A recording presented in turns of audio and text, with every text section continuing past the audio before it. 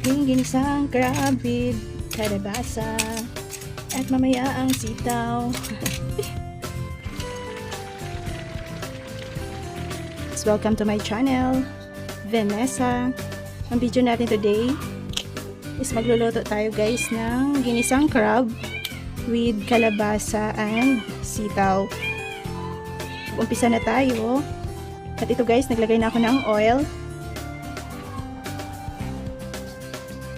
Yan, medyo painitin na natin ng konti guys. At ayan, mainit na. Ilagay na natin yung ating luya.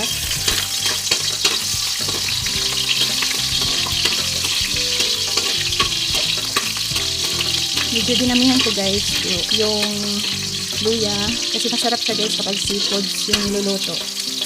Masarap kapag maraming luya.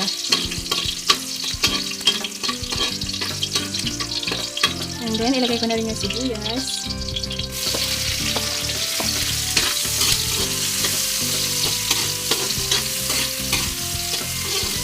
Ganito yung technique guys ng iba at natuto lang din ako na unahin yung sibuyas kaysa sa bawang para hindi madaling masunog guys yung bawang. Kaya inuuna nila yung sibuyas. Medyo madilim guys yung ating video. Run out kasi ngayon guys. And gumawa na lang ako ng paraan para kahit pa paano lumiwanag yung ating video. Ayan, ilalagay ko na yung bawang. Ang bango.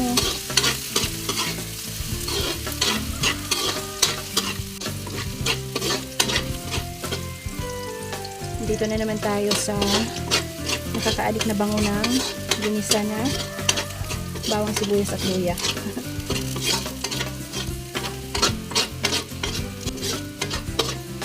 Yung amoy ng bawang guys, nakaka-refresh.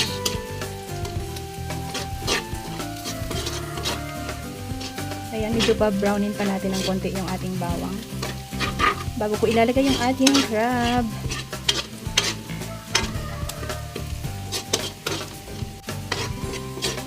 At ayan, pwede na to. Medyo brown na yung ating bawang. Sana hindi tumalon yung ating crab guys, di parang may buhay pa nito. Buhos ko na yung ating crab.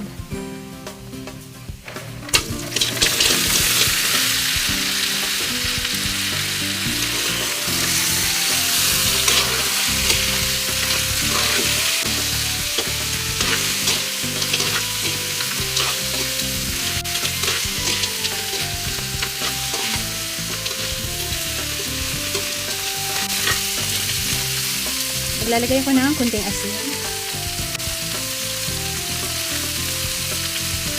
at magic sarap.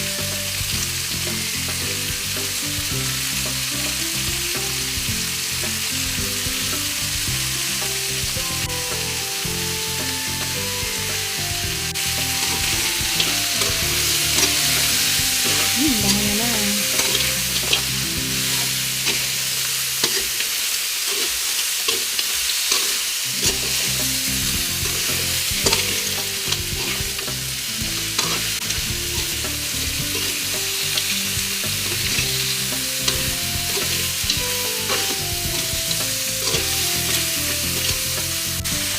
Takpan muna natin to guys na mga 3 minutes bago ko ilagay yung ating kalabasa. So, tingnan natin.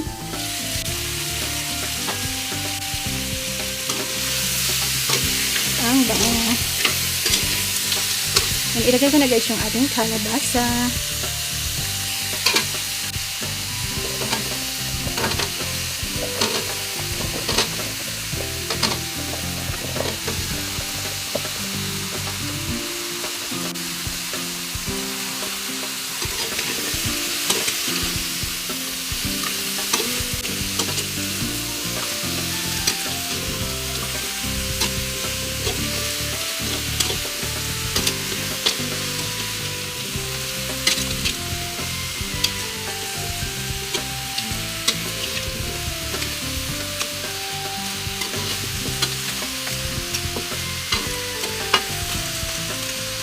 Ayan. At maglalagay tayo ng tubig guys. Pampalambot sa ating kalabasa.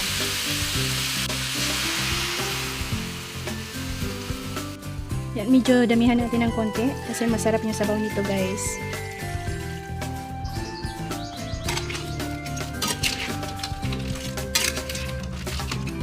Ayan.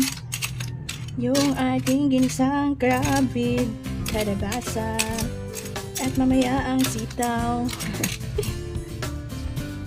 Magdadagdag ako ulit ng asin.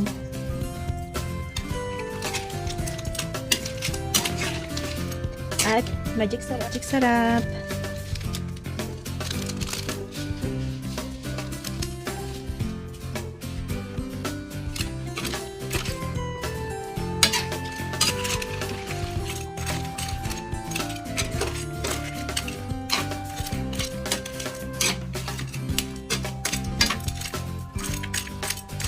Ayan, takpan muna natin.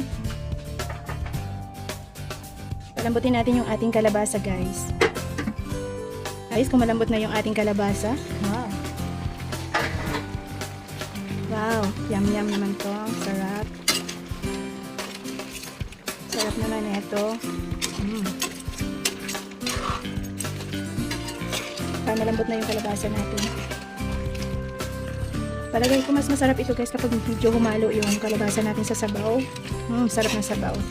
Kaya medyo palambutin ko talaga ng maigi yung ating kalabasa. Or mag-ano tayo. Hindi pa pwedeng pipitin.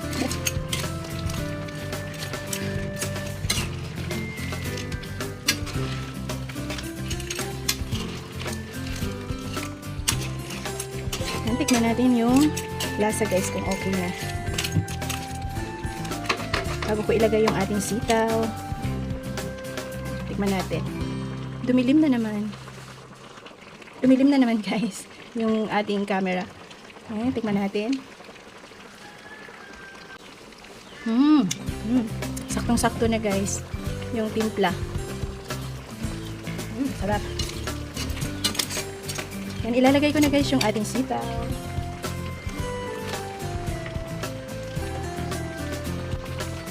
At maglalagay pala ako guys ng dahon ng sili. Yan.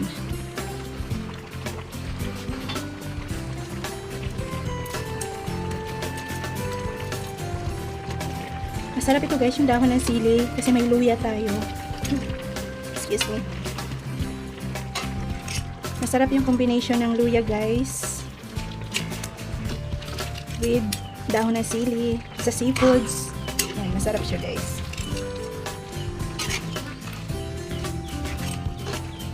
Sa tahong masarap din to guys, dahon ng sili.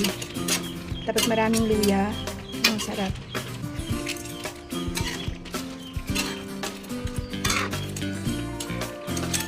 Ayan, lulutuin lang natin yung ating sitaw.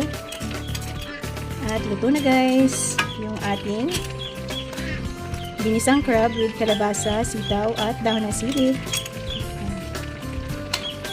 Takpan muna natin. At ayan, tingnan natin kung luto na yung ating sitaw. Ayan. Luto na guys yung ating